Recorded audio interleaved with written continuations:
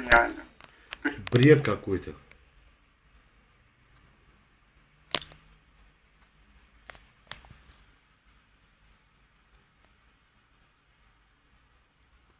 Легендарный луноход-1 подал сигнал спустя почти 40 лет. Это сообщение американских ученых вызвало бурю обсуждений в российской прессе, в блогах, в интернете. И еще бы первый луноход для нескольких поколений советских детей ярчайшее воспоминание. Я луноход-1, следую на лунную базу для получения задания. Мои сверстники уже так не играли, а ты должен помнить. Ну, не самая любимая моя игра, но главное в ней было не рассмеяться, иначе задание произвести стыковку передавалось другому играющему.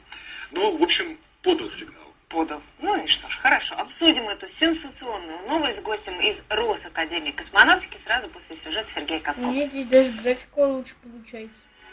Первый внеземной робот «Луноход-1» – это восьмиколесный самоходный аппарат, изучал физические и механические свойства грунта, фотографировал пейзажи и передавал полученные данные на Землю. Местонахождение лунохода определяли с помощью так называемого уголкового...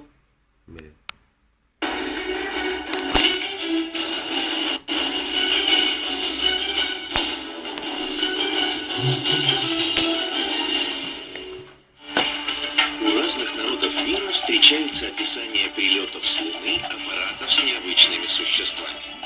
На глиняных табличках хеттов и жителей Вавилона есть сюжет о приземлении бога Луны. В Китай и Корею залетали сияющие небесные яйца, из которых выходили лунные жители. Греки утверждали, что однажды с Луны упало ужасное существо в металлической шкуре. Монстр прославился как немейский лев и был убит самим Гераклом. Долгое время эти хроники считались мифами. Только узкий круг посвященных знал, спутник Земли действительно обитаем. И в этом убедились астронавты миссии «Аполлон», вступившие в 1969 году на поверхность Луны.